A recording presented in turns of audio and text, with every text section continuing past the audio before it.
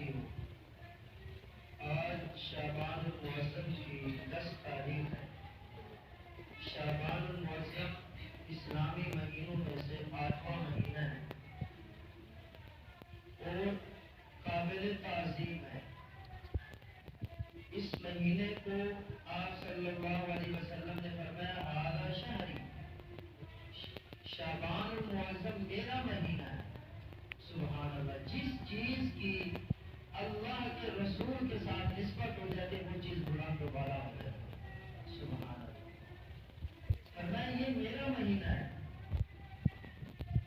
اور آپ صلی اللہ علیہ وسلم اس مبارک مہینے کے اندر کثرت سے روزے رکھا کرتے تھے۔ حضرت اسامہ بن زید رضی اللہ تعالی عنہ راوی ہے، پوچھتے ہیں یا رسول اللہ کہ میں نے اتنی کثیر مقدار میں تعداد میں اور مہینوں میں روزے رکھتے ہوئے، نفلی روزے رکھتے ہوئے آپ کو نہیں دیکھا جتنے زیادہ نفلی روزے آپ شعبان المعظم میں رکھتے ہیں، اس کی وجہ کیا ہے؟ تو آپ صلی اللہ علیہ وسلم نے فرمایا ذالک شہر یغفل عنہ الناس، یہ ایسا مہینہ ہے جس سے لوگ غافل ہیں۔ رجب اور رمضان کے درمیان ہے ایسا مہینہ، لوگ اس سے غافل ہیں۔ وفیہ شہر ترفع فیہ الاعمال الی رب العالمین، یہ ایسا مہینہ ہے کہ اس میں بندوں کے سالانہ اعمال اللہ تعالیٰ کی بارگاہ کی طرف پیش کیے جاتے ہیں۔ فیہ ترفع الاعمال الی رب العالمین، آگے آپ نے جملہ کیا ارشاد فرمایا؟ آپ نے فرمایا جب سالانہ اعمال پیش ہوتے ہیں، میری خواہش یہ ہے وانا احب ان یرفع عملی وانا صائم، میں یہ چاہتا ہوں جب میرے اعمال سالانہ اللہ کی بارگاہ میں پیش ہو تو میں روزہ سے ہوں۔ سبحان اللہ، یہ ہے اللہ کے نبی علیہ الصلوۃ والسلام کی دلی خواہش۔ اور ایک دوسری روایت کے اندر آپ صلی اللہ علیہ وسلم نے ارشاد فرمایا جی یہ شعبان المعظم کی 15ویں رات یہ ایسی رات ہے کہ اس کے اندر ہر اس آدمی کو لکھ دیا جاتا ہے جس نے اس دنیا سے انتقال کرنا ہوتا ہے، اور وہ بھی لکھ دیا جاتا ہے جنہوں نے اس سال دنیا میں آنا ہوتا ہے۔ تو آپ نے فرمایا میرا دل یہ چاہتا ہے کہ جب میرے لوح محفوظ سے سالانہ تقدیر نقل کی جا رہی ہو اور میری وفات کو نقل کیا جا رہا ہو، موت کو وہاں سے منتقل کر کے فرشتوں کے حوالے کیا جا رہا ہو، تو میری خواہش یہ ہے کہ میں اس وقت عبادت کے اندر مشغول ہوں اور نیک اعمال کے اندر مشغول ہوں، روزہ کے اندر مشغول ہوں۔ سبحان اللہ۔ ام المؤمنین حضرت عائشہ صدیقہ رضی اللہ تعالی عنہا جب محبوب صلی اللہ علیہ وسلم کو دیکھا کہ آپ اس شعبان المعظم کے مہینے کے اندر بہت زیادہ روزے رکھتے ہیں، بلکہ ایک روایت سے تو یہ ثابت ہے کہ آپ نے پورے شعبان کے مہینے کے روزے رکھے۔ سبحان اللہ۔ تو جب ام المؤمنین حضرت عائشہ صدیقہ رضی اللہ عنہا نے دیکھا کہ آپ صلی اللہ علیہ وسلم اس مہینے میں کثرت سے روزے رکھتے ہیں، تو عورتوں کے شرعی عذر کی وجہ سے جو روزے ان سے چھوٹ جاتے ہیں، تو ام المؤمنین سے جو روزے رہ گئے تھے شرعی عذر کی وجہ سے، تو وہ ان روزوں کی قضا اس مہینے کے اندر کیا کرتی تھی کہ جب محبوب صلی اللہ علیہ وسلم اس مہینے کے اندر زیادہ کثیر تعداد میں روزے رکھتے ہیں تو ہمیں بھی قضا روزے بھی اسی مہینے کے اندر رکھنے چاہیے اور نفلی روزے بھی اسی مہینے کے اندر رکھنے چاہیے۔ میرے محترم دوستو، ایک دوسری روایت کے اندر ہے آپ صلی اللہ علیہ وسلم نے فرمایا 4 راتیں ایسی ہیں یفتح اللہ تبارک و تعالی خیر کو کھول دیتے ہیں 4 راتوں کے اندر، خیر کے دروازے کھلے ہوئے ہوتے ہیں 4 راتوں میں۔ پہلی رات لیلۃ الاضحیٰ، عید الفطر کی رات کے اندر اللہ تعالیٰ خیر کے دروازے کھول دیتے ہیں۔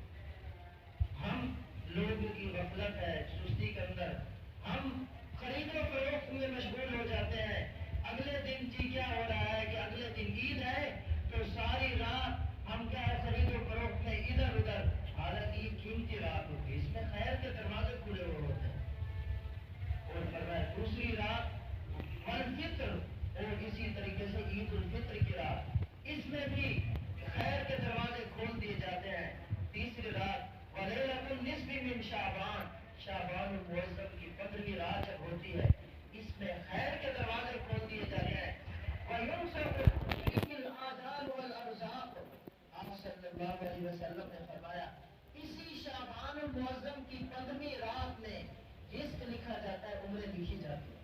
یعنی جو تقدیر میں لکھی ہوئی تھی عمریں اور رزق، اللہ تبارک و تعالی وہاں سے منتقل کر کے وہ رجسٹر فرشتوں کے حوالے کر دیتا ہے۔ يُنْصَرُ فِيهِ الْآجَالُ وَالْأَرْزَاقُ، اس میں جی رزق بھی لکھا جاتا ہے، عمریں بھی لکھی جاتی ہیں۔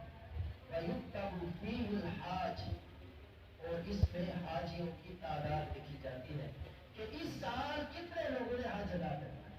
سبحان اللہ، کتنی مبارک رات ہے، اسی رات میں پیسہ ہو رہا ہوتا ہے۔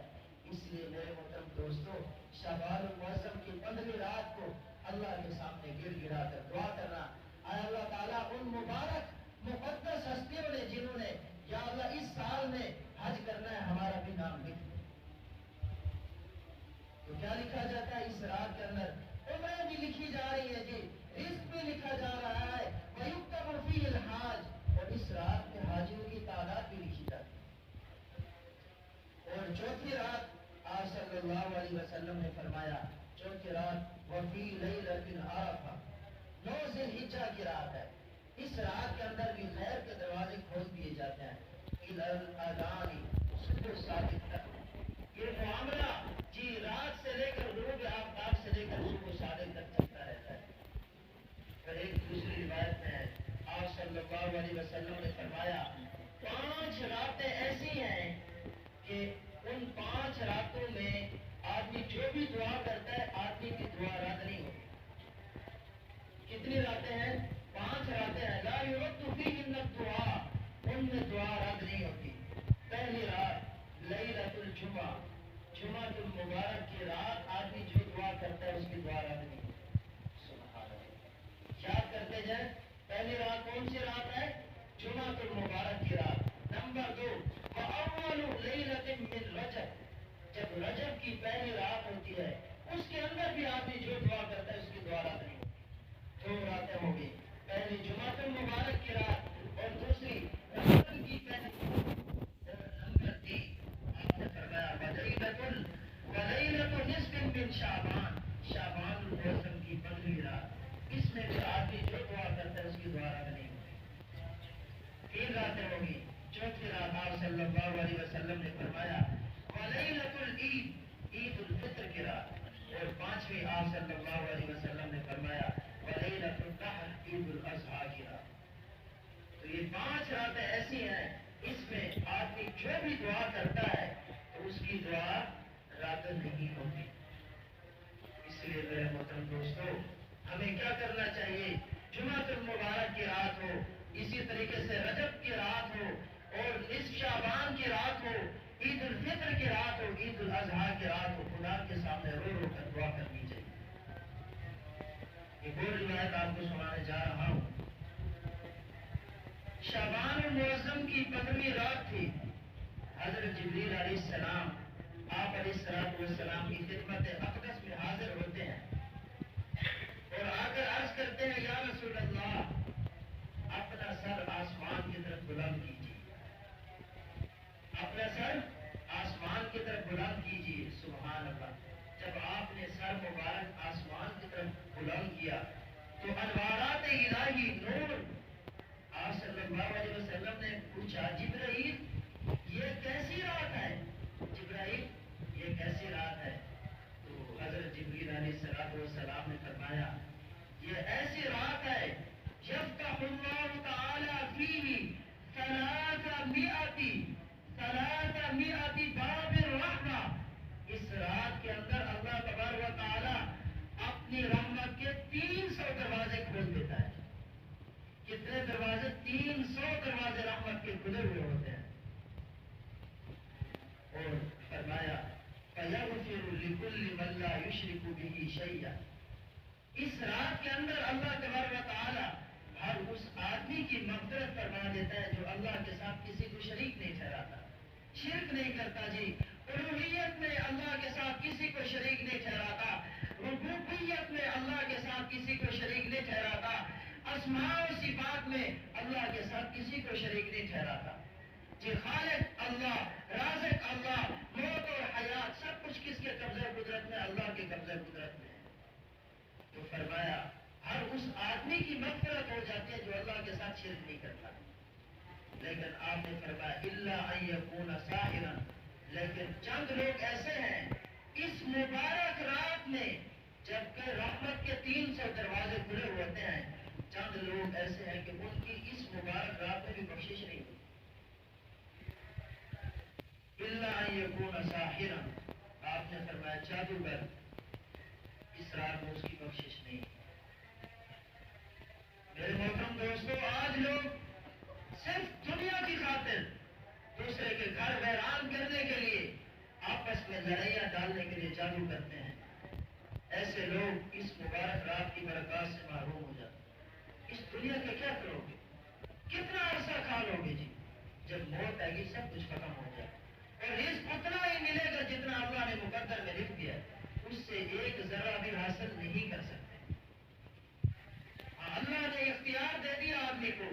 इख्तियार ये है कि हम चाहे तो अपने इख्तियार से वो रिज़्क़ मिलेगा उतना ही, चाहे तो उसको हासिल करें हलाल तरीके से, चाहे उसको हासिल करें हराम तरीके से, रिज़्क़ मिलेगा उतना ही।